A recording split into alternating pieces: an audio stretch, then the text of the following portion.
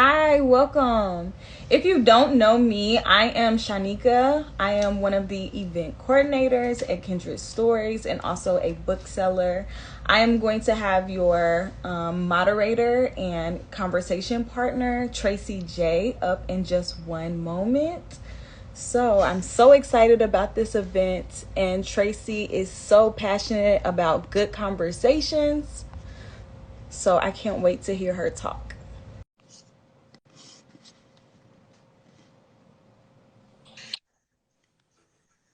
Hi! How are Hello. you? I'm great. How are you? I'm doing well. So whenever you're ready, you can go ahead and introduce co-author Riley, and you will get started. And I'll turn my camera off. Awesome. I'm so excited. And also, I feel really large on the screen right now. That's so crazy.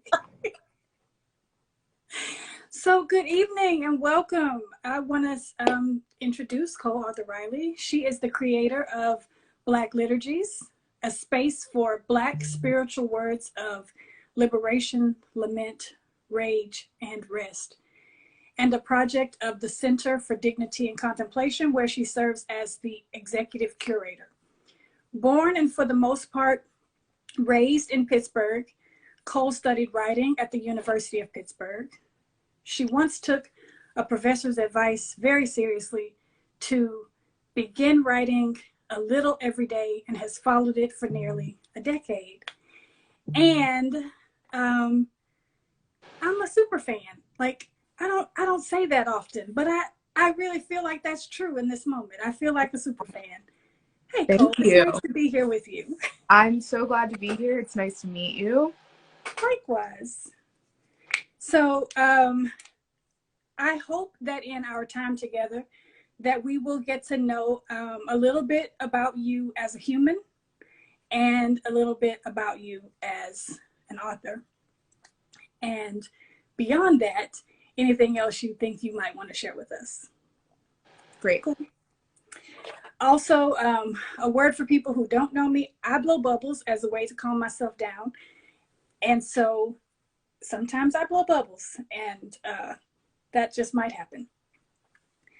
Sometimes I feel like I have to put the disclaimer out there so people don't think that I'm being rude or obstinate or any of those things. Hmm. So I guess we'll just jump right in. Okay.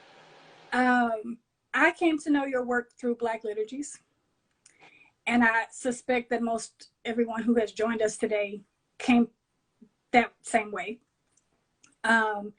And so I'm curious if we can start with Black Liturgies. Yeah. If you can recall, maybe you recall, the first occasion where you felt like it was necessary to write a liturgy, like in your own words, that wasn't picked up from somewhere else. Yeah. I started writing. So I encountered liturgy for the first time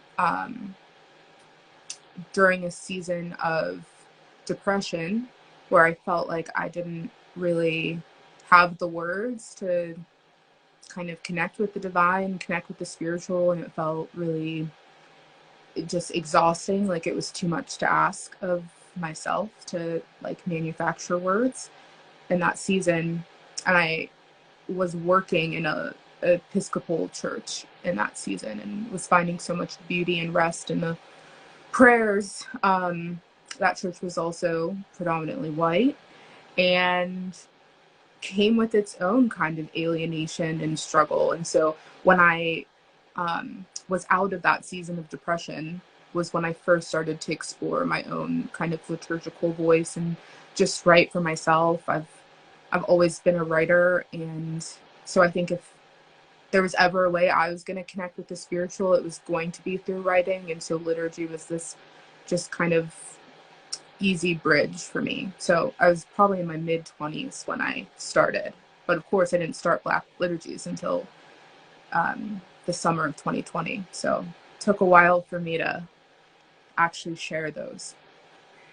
I feel like that might be true of many of us who operate in spaces where we've existed as one of the few or the only Black person in a predominantly white space. That it takes us a minute to come to those words and to feel safe sharing them. Yep. I share that part of your past. I also worked in a predominantly white Episcopal church for a long season of my life. And so, interestingly enough, that this work is curated, our talk today is curated by Kindred Stories. And I felt like while I was reading, when I first started reading Black Liturgies and also while reading This Here Flesh, I feel like you and I have kindred stories.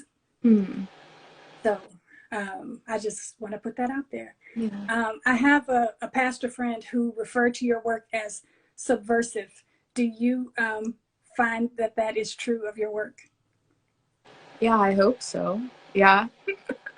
I do hope it's subversive. I hope there's, you know, something queer in it, something just a little bit unusual in it as well.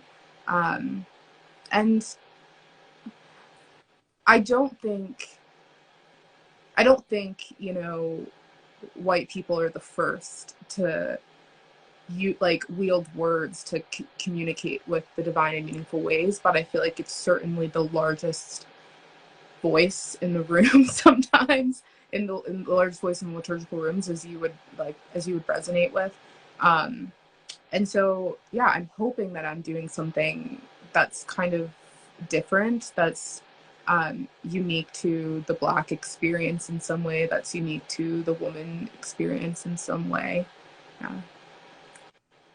Yeah, I remember reading your work, like I said, on Black Liturgies, but when I decided to follow your work was when one of your prayers referred to whole God. And, you know, being born in a brown body that also identifies as female, sometimes sitting in spaces where everything is Father God is a little bit overwhelming, but also sometimes being in spaces where the feminine divine is celebrated and only hearing Mother God is also a little bit overwhelming. And so to hear God referenced as whole God really struck a chord in me, and I appreciated that so much. So thank you. And I also appreciate how that language is mirrored throughout This Here Flesh. That there's not a predominant reference to the personage of God. God just is God. And sometimes he, sometimes she, sometimes they. Yeah. How do you come about the decision which identity of God you will personify in that moment? I try to have it be as instinctual as possible and to not overthink it, which was kind of a struggle for me, especially in editing, when I was like, oh, is that the gender I want to use for God? And I think, my challenge was to not create just, I don't know, like, just to not give in to like super binary thinking, and like, oh, I'm referring to God as a seamstress, so now God is going to be a she, and like, so it was really difficult. And to counter that, I think I just had to have it be as instinctual as possible. And I think on any given day, you know, that changes for me. At any given moment, that changes for me. I wanted it to be truly fluid, and not really predicated on much. I mean, there are people who, you know, distinguish the sacred feminine from the sacred masculine and have like different compartments for what those things mean. I've just never really experienced that. It hasn't ever really resonated with me. And so, I just wanted it to be as fluid as possible, really. Thank you. I have so many questions. and I want to make sure we get through, you know, some of them in our time together. And also, if you are here joining us and you have questions, please put them in the chat so that we can make sure that those get raised as well. So I don't believe in coincidence. And I want to ask you your opinion about coincidence before I ask you the next question. How do you feel about coincidence? Oh, okay. I think pre-pandemic, I would have been like, of course, there's coincidences, like, you know, there's a randomness to the world, yada, yada, yada. But I don't know what it was. I watched a lot of I watched a lot of mysterious movies, like a lot of strange movies in the pandemic that I think, made me really question if I believe that to be true. A lot of supernatural movies. And so I think, okay, here's what I want to believe. I want to say that I don't believe in coincidence. I want to believe that there's something mysterious. And I say this in my book a little bit, something mysterious that's kind of, swelling the essence of every mundane moment. But do I live that? Do I live believing that? No, it's not an active belief. I think I live as if, most things are random and coincidental, and it takes real effort for me to remind myself, no, what if it's not coincidence? What if everything carries meaning and connection? And so why did you come to the conclusion of not believing in coincidence? I just feel like there's a lot of the streets would say receipts, right? There's just evidence that so many things are connected in ways that I could not explain, and it would be easy to call them coincidence, but when they happen repeatedly, then you're like, nah, maybe not. Maybe not so much. Yes. Right? Yeah. So there is a photographer named Dawood Bey. Are you familiar with his work at all? No. I was not either until this week. But he has an exhibit currently here in Houston where I am at the Museum of Fine Arts. And I had an opportunity to meet him on Friday and to get a preview of his show. And the last part of the exhibit is based on the same quote from Toni Morrison as the title of your book. Oh. And I was just like, this can't possibly be a coincidence that I'm going to have this conversation on Sunday, and here I am exposed to this particular passage yet again in this particular window of time, right? These things could have happened, however, on a continuum of time, but they happened this weekend all in the same time. And that series of portraits is of plantations, and his hope is to make the past relevant in the present. And I also noticed that as a thread in your work, that using your family's stories helps to shape and frame present tense. Yeah. So I'm wondering for you, how was or is telling your family's stories shaping the way that your own story gets told? Yeah, I think it's really difficult for me to make sense of who I am apart from my family. And for better or worse sometimes.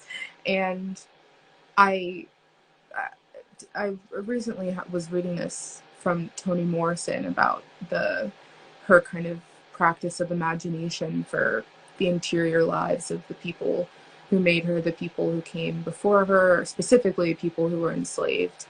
And she talks about them being the entrance to her interior life, which really resonated with me. And I read this after I wrote the book, but it's absolutely in line with why I think I was kind of driven in the direction that I was. There's that Alice Walker quote that I'm sure you would be familiar with, how simple a thing it seems that to know ourselves as we are, we must know our mother's names, you know. Um, and I think there's something to that. There's something to this kind of inherited story, the fact that our stories just never really unfold in isolation, that I needed to get at. And I had been interviewing people in my family for a few years at that point. And so I'd already begun to see some kind of overlap and connection. I mean, you talk about coincidence. And even while I was editing, I was seeing these strings and these threads that I had, you know, no intention of. I mean, even the dedication, which I wrote not thinking at all about Beloved, and the fact that, you know, that house, the dedication, by the way, is to the house on Cemetery Lane, "We're not afraid of you." Yeah. And I thought that was a completely independent, you know, thought. And then in the editing process, I was like, your book title is based on Beloved. The novel Beloved is about this, you know, this ghost force in this family home and the haunting of the past. And so there's so many connections like that that I only even realized in hindsight, that really affirmed the fact that we are formed by, you know, more than the immediate. So good. I'm so glad to talk to you. Anyway. Me too.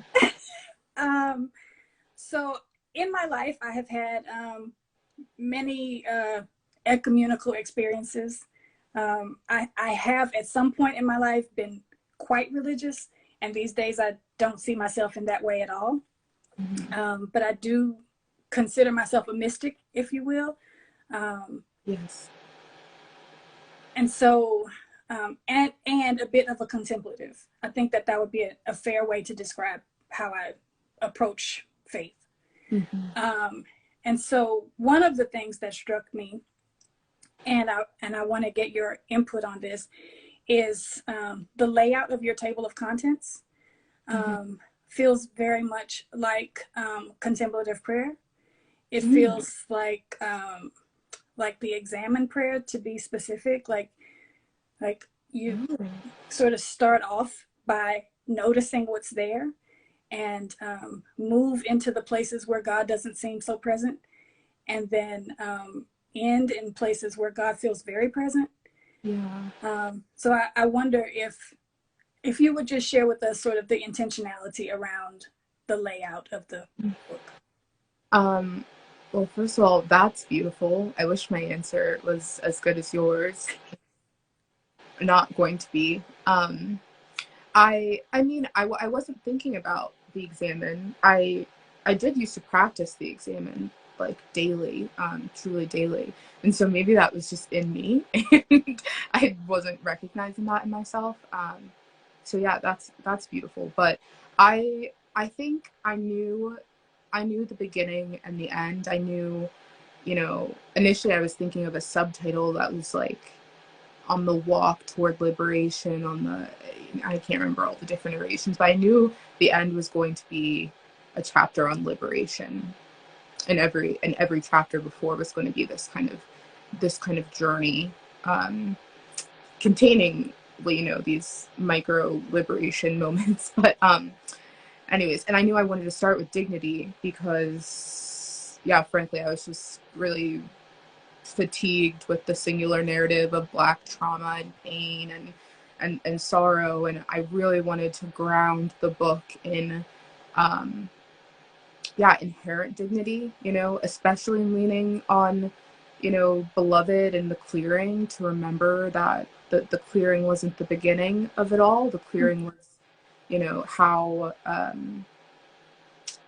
repair happened, how renewal happened, how rest happened.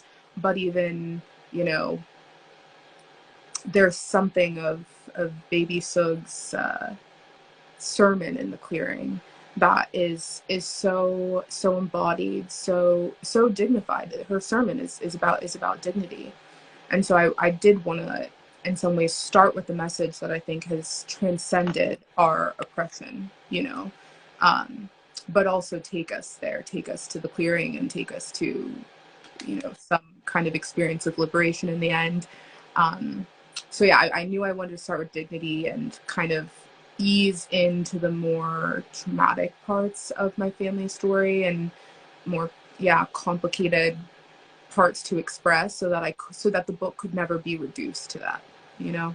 Yeah. Yeah. Speaking of complicated topics to express, um, one of the chapters that really resonated with me is the chapter on lament. Mm-hmm. Um, and also because I truly love labyrinths, and they're like my only actual spiritual practice in this moment is walking labyrinths.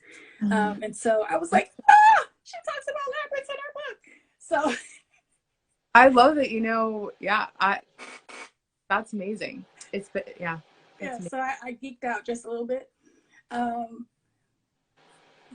but what really struck me in that chapter was using the labyrinth. And for those who maybe aren't familiar with labyrinths, they are a spiritual path that kind of resembles a maze, but they are not a maze. They are not designed at all for confusion. They are designed for clarity. Mm-hmm. So there's one path in and one path out, and there's never any turns that lead you away from center. Everything takes you towards the center. Mm-hmm. Beautiful. And I had not thought necessarily about the labyrinth as a good place to lament, but I have had some lamentation moments on the labyrinth. Mm-hmm. And so seeing those two things connected in print really resonated with me. Mm-hmm. So if Yeah. you would like to share anything around labyrinths or lament, I would love that, because it would just... Yes. I love a maze. I love puzzles. I love not knowing.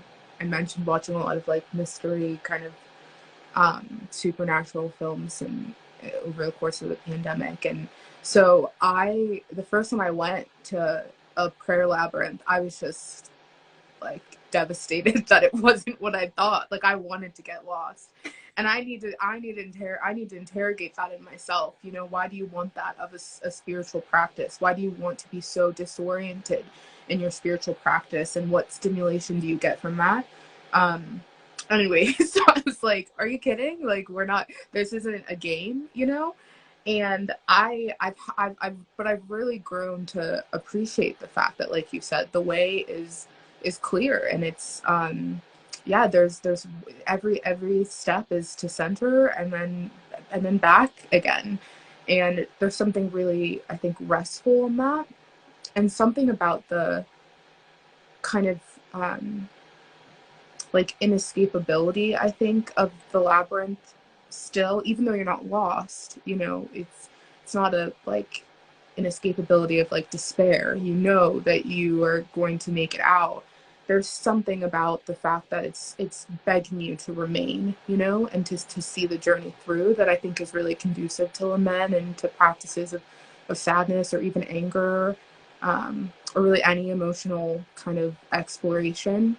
I hadn't thought about that and really until I watched it in action and who I call Sister June in the book. So yes, I think I call her Sister June in the book. Yeah. Don't make me lie to you. There's a lot of things that I took note of, and some of them I had to write down because I was just like, I'm not gonna remember. I'm gonna get here. I'm gonna start talking sideways, and I'm not gonna know what to say or ask. So there's a lot of things written down, but there's a lot of things also just sort of sitting underneath my rib cage is how I describe it. And additionally, on the same topic of lament, I really appreciate that you introduced, well, it was an introduction for me. It may not have been an introduction for other people, but the idea of lament having hope attached to it. Yeah. Because oftentimes when we think about lament, we think about it in terms of sorrow only. But in order to actually lament, you have to have some hope, right? You can't just walk into it like this is the end. Right? Is the purpose of the lament is because you hope. Yes. And I hadn't thought about that either. Yeah, I don't know if this is true of just Western cultures. It probably isn't, but I have found that there's something particular to the way Western cultures are obsessed with positivity and triumph and conquering, negative emotions, conquering negative experiences that, has made it so that you can almost feel guilty for being sad and for not attaching language of hope to it immediately. Like you can't, especially, for those watching who are, in spiritual space, Christian spaces specifically, it's like you say things are rough and it's like, well, hope in God, and and there's nothing wrong with that, but there's a way to that I think that's done that can just rip people out of their emotion, as opposed to allowing for emotion to just breathe, allowing for a lament practice to breathe.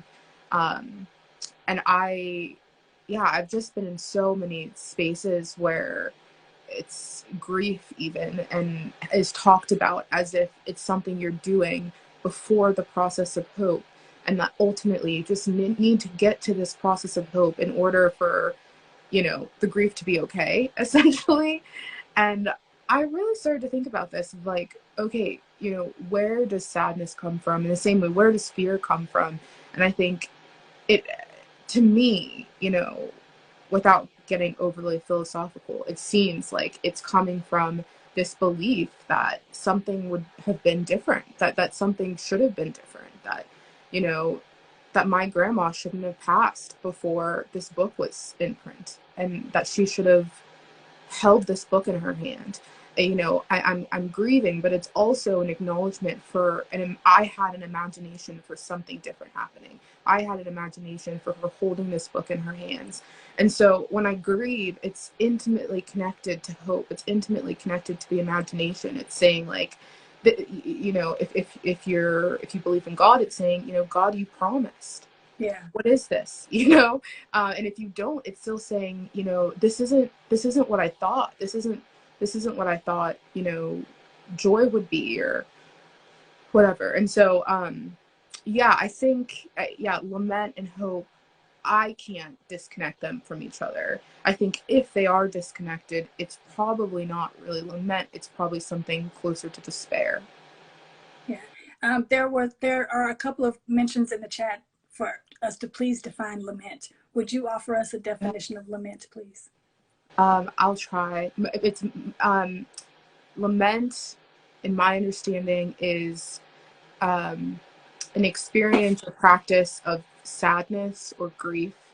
I'll leave it at that. Yeah, I would echo your definition, but it's not. I would add, it is not grief for grief's sake. Mm-hmm. Yeah, it is sorrow over an expected outcome that didn't occur. Mm-hmm. Mm-hmm. Yeah. Keep your questions coming. Yes. This is not the Tracie Jae show.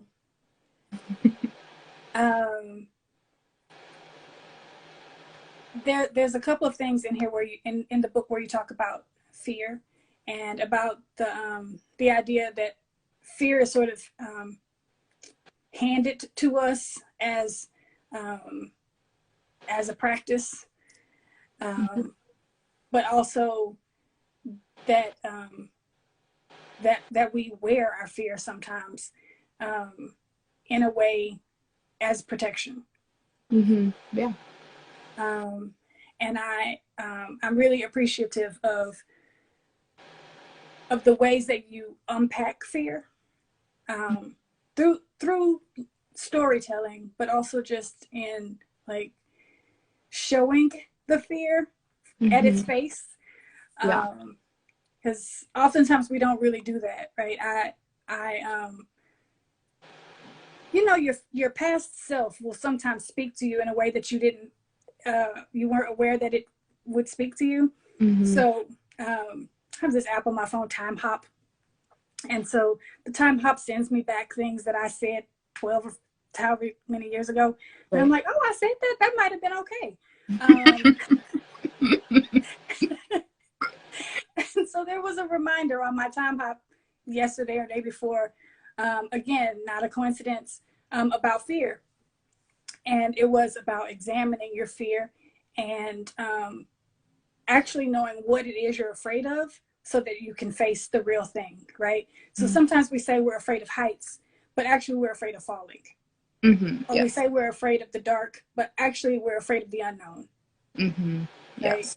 And so I saw some of that also echoed in your writing and in your stories, that like this thing that I think that I'm afraid of is not really the thing I'm afraid of. And instead of like challenging myself to discover the thing that I'm actually afraid of, I'm just going to show up and puff up and act out against the thing that's present that I can easily explain, and not the thing that I have to search for. Yes. Yes. Absolutely. Yeah. Just completely fighting with shadows, not fighting with the actual thing, which is boxing with shadows. There's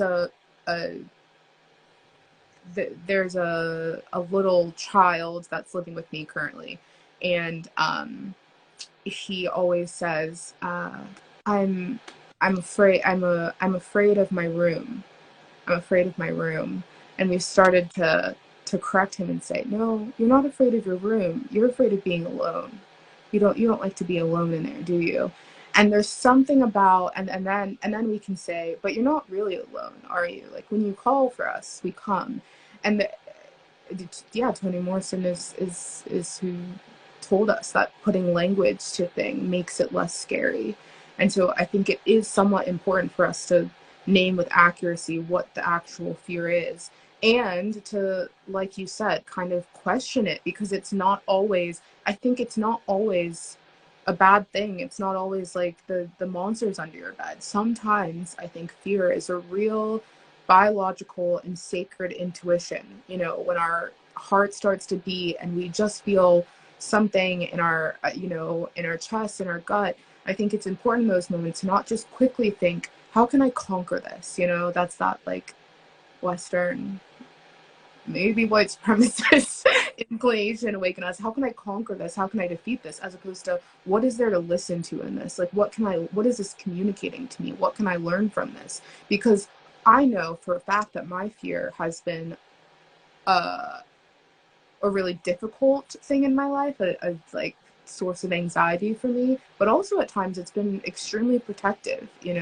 It's the thing that keeps you from jumping from building to building. It's a thing that keeps you from putting your hand against a flame. There's something about fear that is still sacred, is absolutely redeemable, and is worth listening to, and to know that sometimes monsters are real.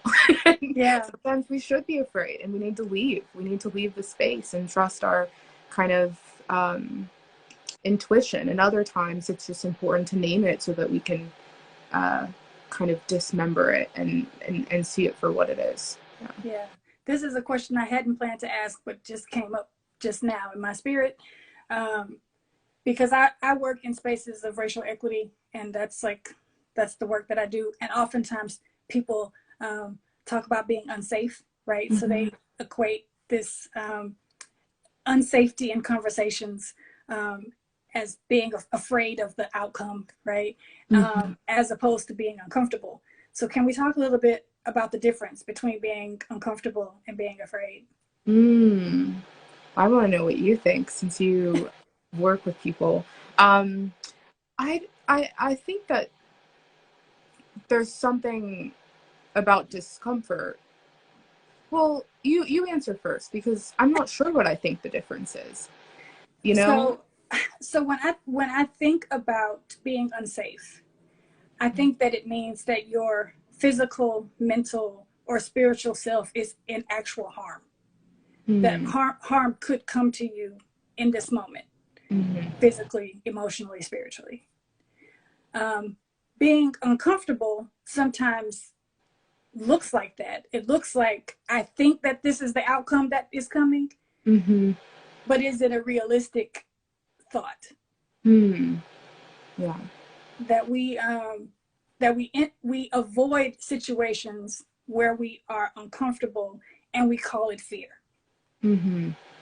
Yeah. We somehow believe we are unsafe when actually we're just uncomfortable. Mm-hmm. Yeah.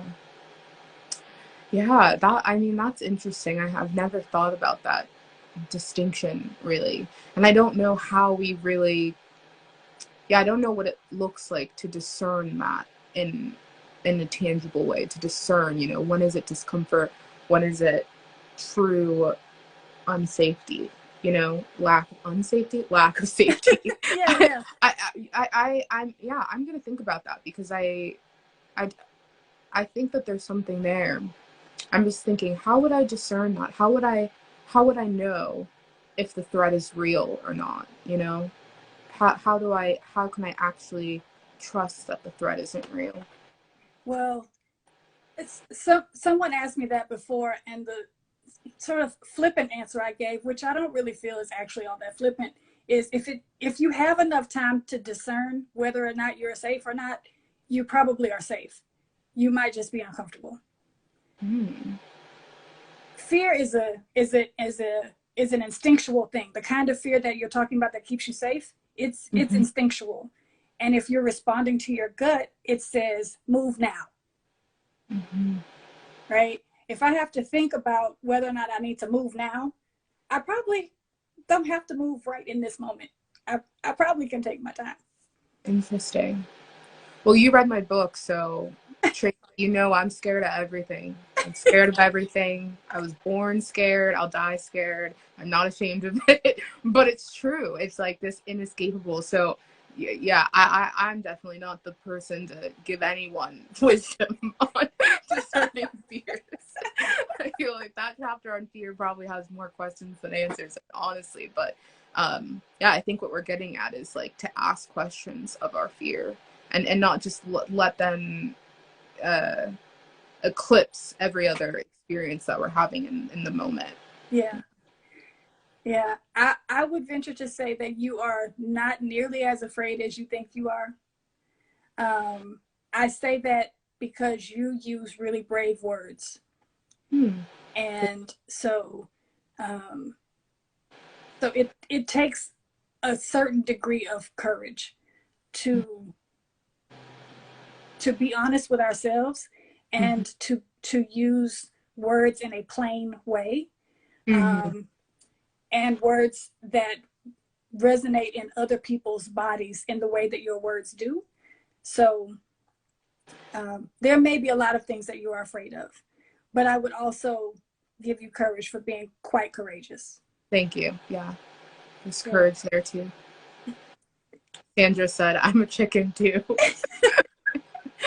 It's all right, Sandra. It's okay to be a little bit afraid sometimes. You're safe. But we can't let the fear deter us from doing things that are important. Right? We get a choice. I think we get a choice between making decisions based in fear and making decisions based in love. And if we don't take the opportunity to do the things based in love, then fear gets to win all the time. So, just my 3 cents for whatever that's worth. It's worth a lot. Let me see. Are there any more questions in the chat? I have more questions, but I want to make sure we get. Okay, so we're talking about questioning our fear, but there's also a note I made to myself just about asking questions in general.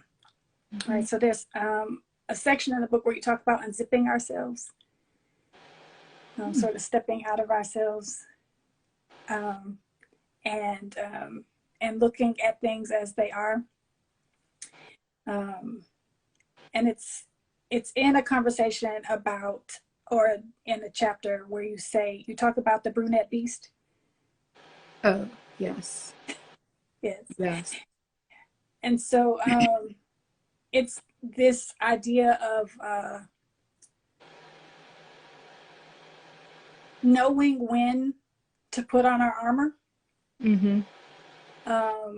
Which people who are born in Black bodies learn to do really quickly, right? We have to discern really from very small ages often, which spaces are safe to be ourselves in and which spaces are not. Mm-hmm. There's a question in the question box, so I'll come back to it, but I do want to ask if you will share about the idea of knowing when it's okay to just to be yourself, and knowing when it might be better, or not better necessarily, but easier Mm-hmm. to put on some sort of a protective armor. Yes. I watched this interview, this old, I think it's over a year or so old now, with Amani Perry, and she said you don't tell all the secrets when you're trying to get free.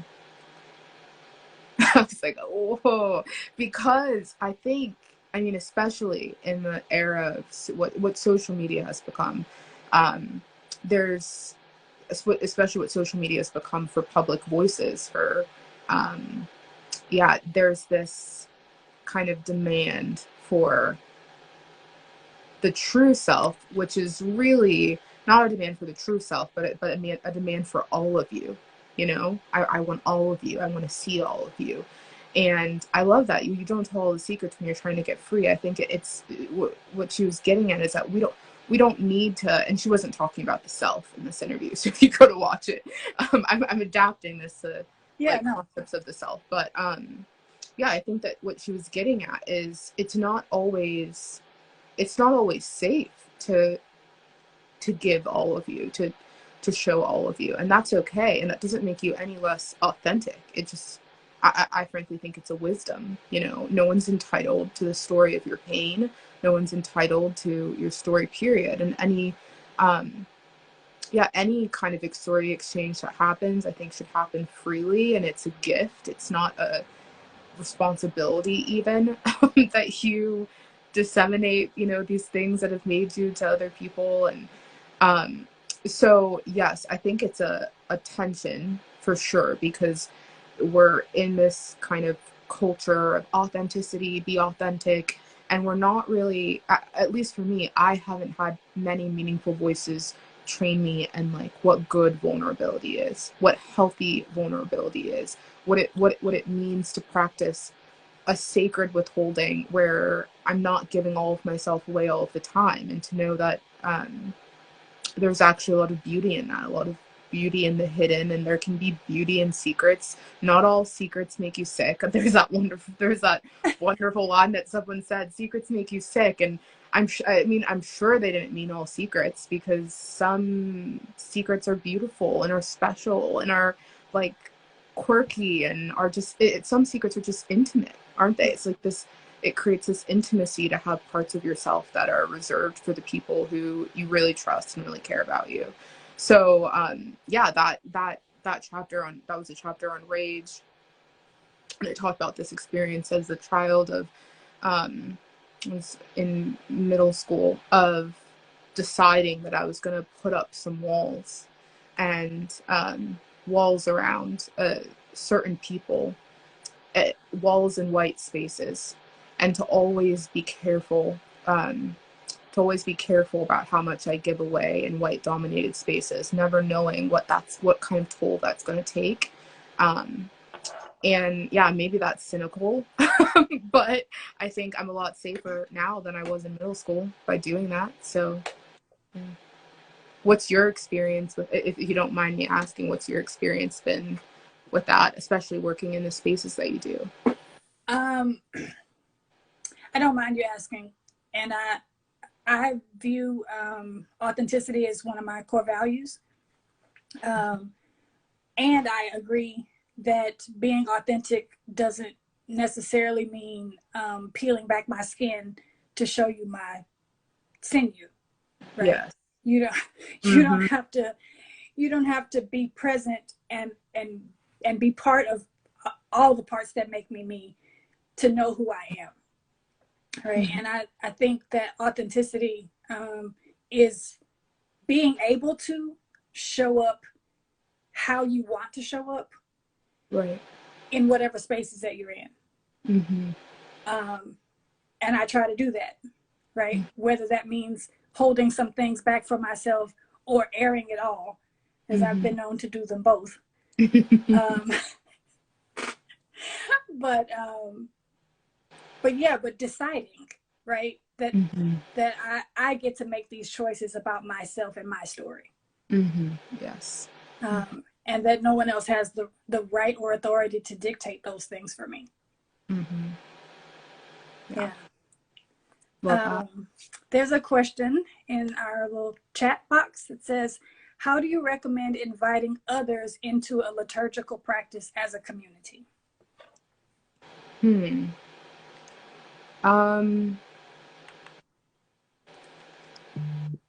Well, I'm slightly biased because I'm a liturgist in part, and so I obviously think that there's some beauty to be found. But I try to be careful, especially with my friends and my family, and just to know that it's not for everyone. Like, I don't think it's a superior way. I don't think it's the right way. But I think if you have people in your community who are looking for a restful spiritual space, I think a liturgical practice offers a lot of that for many of us. Because as I said in the beginning of this live, it makes it so that you don't always have the burden's not always on you to come up with what a experience with the divine is going to look like, for what that form will look like, for the words. And so if you have people in your life who need, a spiritual rest, I would recommend that, and recommend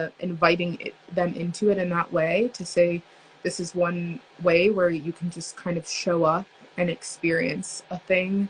And I also think, for those of us who are interested in solidarity, there's something really, really interesting to me about viewing liturgy as a practice of solidarity, because you find yourself in these spaces, you find yourself in these words, and with this kind of shared voice, there's a lot of we, and it might not, really resonate with you. You might not even understand the words immediately, but something about the practice is asking you to stay in the words, stay in the language, and stay in the experience, even if it's not true of yourself. I think it requires a kind of decentering and recentering, this like kind of really special dance of who's centered and who's stepping out, and yet everyone is staying in the room.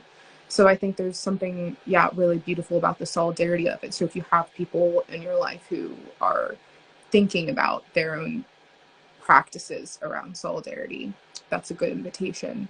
But I think giving people, I'm not answering very practically, but giving people who are terrified of shared voice, because we've seen a lot of collective voice. We've seen people speak in unison, and it's not always good, like sometimes that's a sign that you need to go.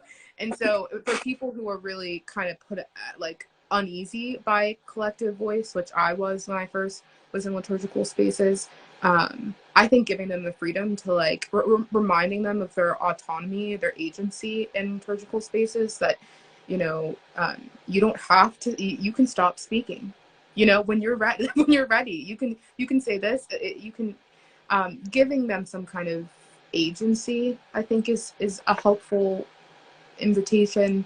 But like I said, I don't think it's for everyone. And so there is kind of a movement around young white people right now, this kind of resurgence of liturgy, on the Anglican side of things especially, and they're finding a lot of beauty in it, but there can sometimes be like screaming to other people, like, this is meaningful, this is the best. And I'm really wary of that in myself, and really just try to make it a true invitation, like, come if you need this, leave if it doesn't resonate with you.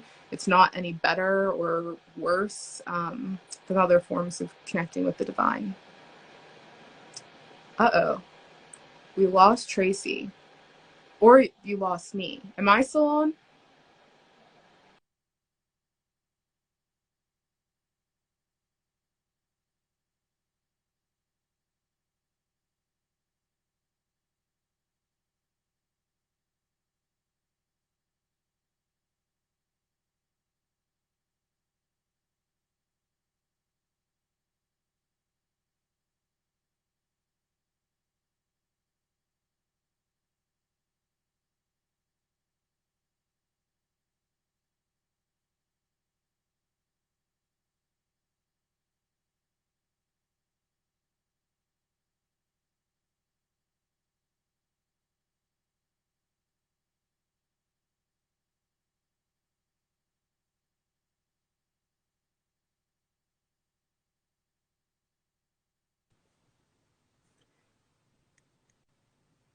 We lost Cole. You lost me, and then I lost Cole.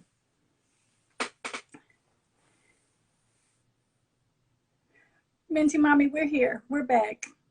Sorry. I touched the wrong thing. And then all of a sudden, things went crazy. Someone asked a question, and I was trying to get back to the question, and then I don't know what happened. I touched something. I need to sit on my hands. Well, then I touched something. I was like, is this thing on? I'm like not tech savvy at all. And I'm like, I think I just X'd out of it for me. So, well, I'm generally pretty tech savvy. However, the questions that are in the chat, like they scrolling too fast and somebody had a question and I couldn't find it. And anyway, sorry. Hey, y'all, we're back. We're here. Thanks for hanging out with us, not leaving us. Yes. Thanks for Kindred Stories keeping the lights on so we could find our way back. Thank you. Right. Yep. Oh, man. That's, technology works until it doesn't. Mm-hmm. There was a question. Oh, there's a question here that says, what pushes you to act on creating?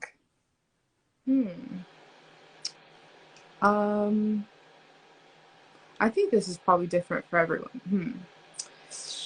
For me, I think I'm I'm someone who's in my head a lot.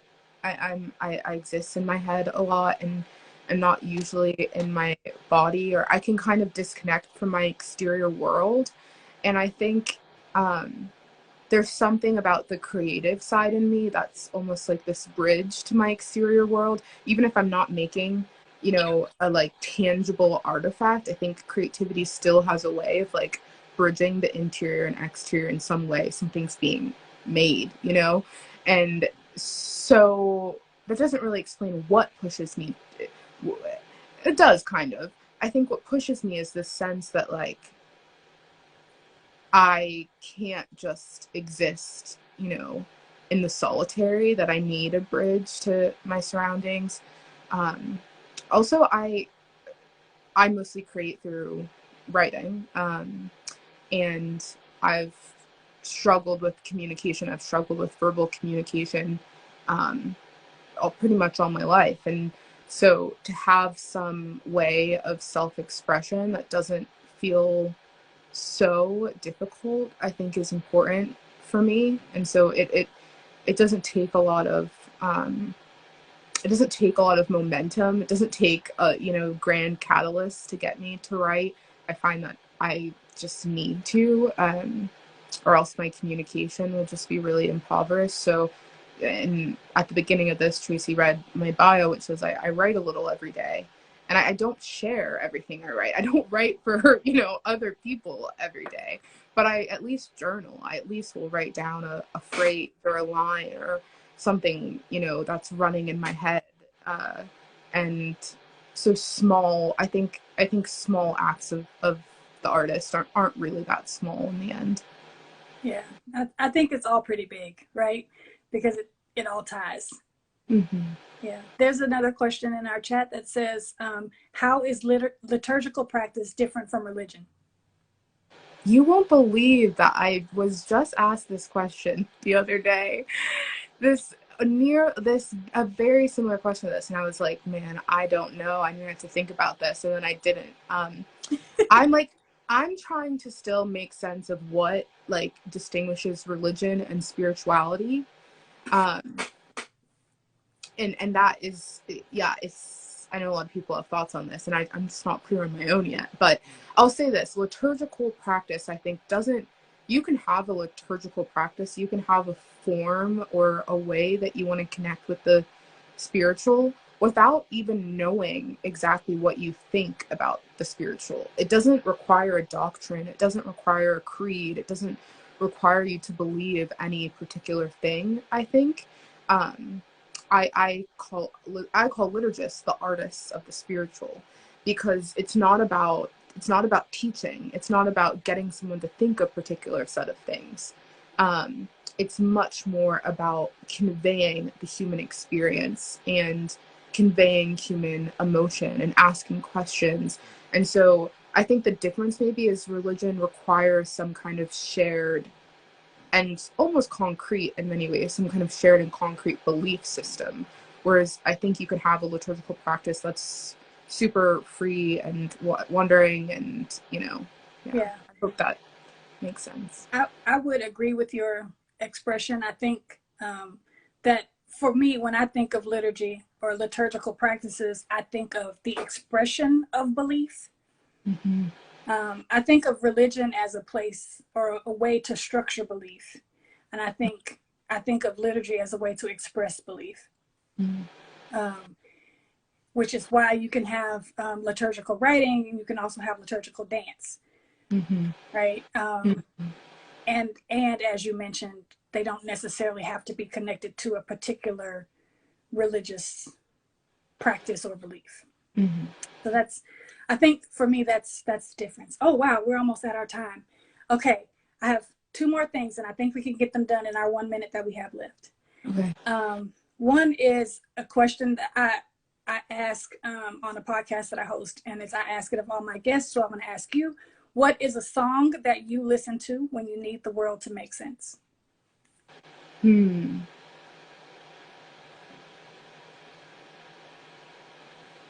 Well, right now, I've been listening to Old Memories. I don't know if that makes the world make sense for me, but yeah. Old Memories by Alicia Keys. It's on a new album.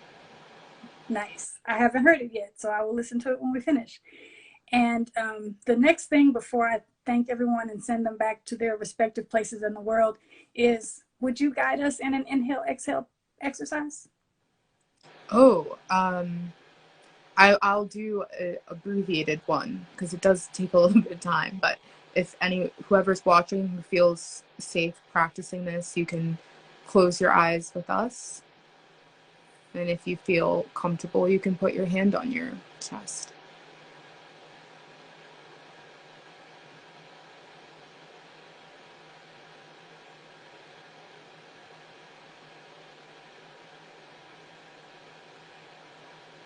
Inhale, my story is sacred. Exhale, I will honor this breath. One more time. Inhale, my story is sacred. Exhale, I will honor this breath. Thank you so much. Thank you for this deep and earnest conversation. And thank you to Kindred Stories and the team there that put this together, and for everyone who joined us today. I hope you all have a wonderful evening. Thanks, everyone. Bye. Bye.